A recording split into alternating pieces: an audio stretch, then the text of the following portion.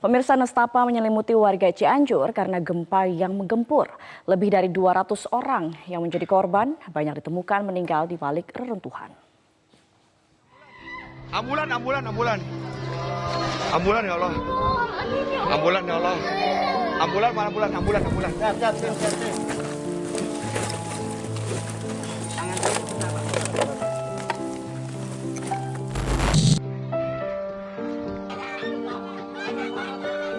Saat gempa mengguncang, tidak sedikit warga yang masih berada di dalam rumah.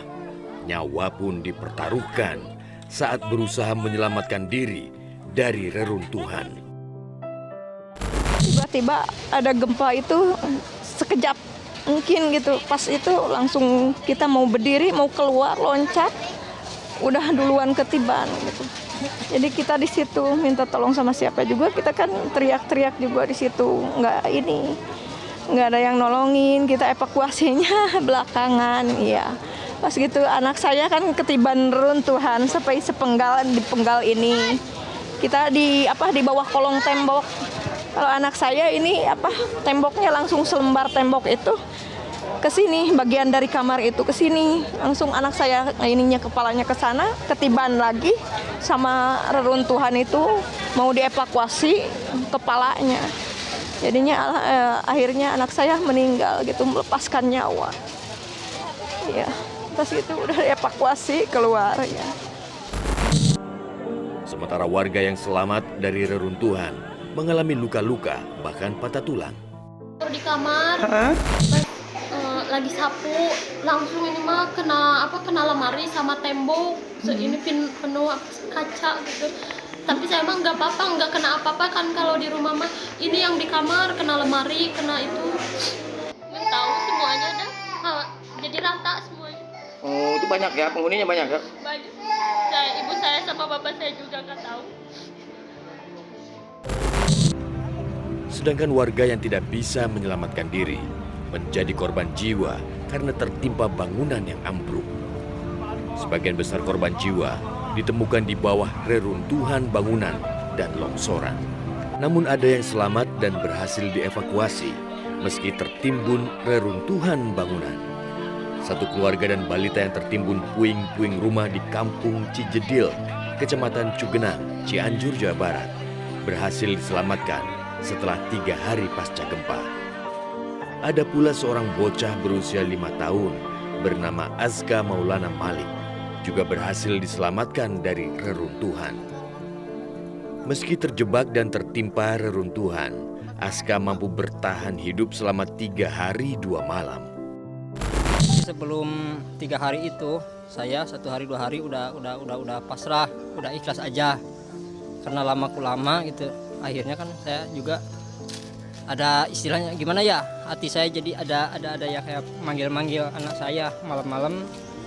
Ya pagi-pagi saya langsung hari ketiganya itu langsung pergi ke tempat reruntuhan.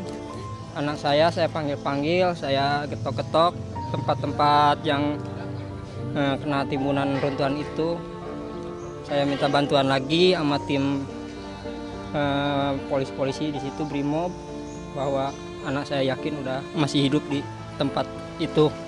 Akhirnya tim semua turut berbongkar semua.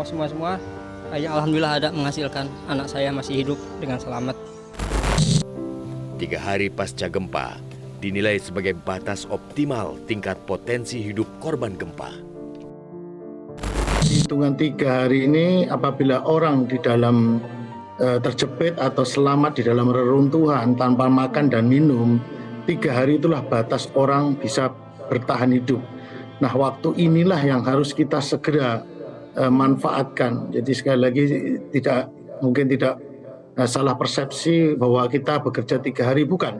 Tapi waktu ini, dan kita tidak bisa terfokus dalam satu daerah saja, ya seperti tadi yang terdampak banyak korban. Tetapi perlu kita ingat, ini yang terdampak hampir satu kabupaten ya, atau satu kecamatan, itu daerah terpencil yang belum bisa kita capai. Itu harus segera, dengan waktu 3 hari ini segera kita datangi.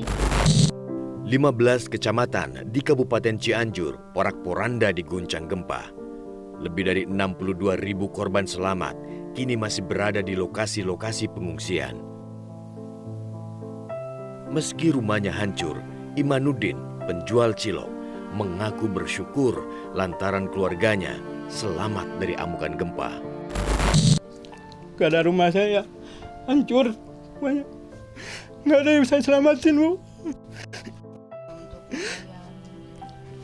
Pakaian nggak ada, tinggal yang dipakai aja. Keadaan istri dan keluarga Ya alhamdulillah, istri sama anak selamat. Ya. Bapak Harapannya saya minta tolong sama bapak-bapak yang gimana ya, pemerintahan gitu. Tolong dilihatlah keadaan saya. Saya semuanya udah habis semuanya, Bu. Nggak ada.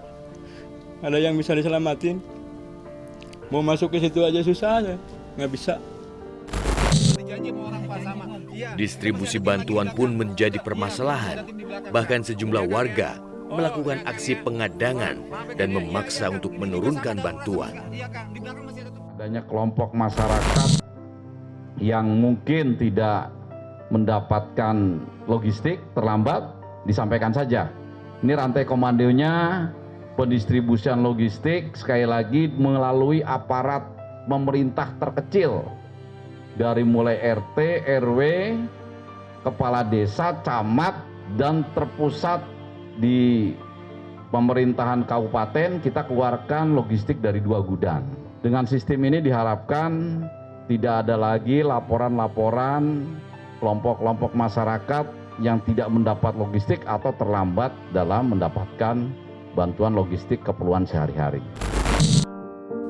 Pencarian korban, evakuasi, dan penanganan korban memang menjadi prioritas yang sepatutnya dilakukan sampai tuntas.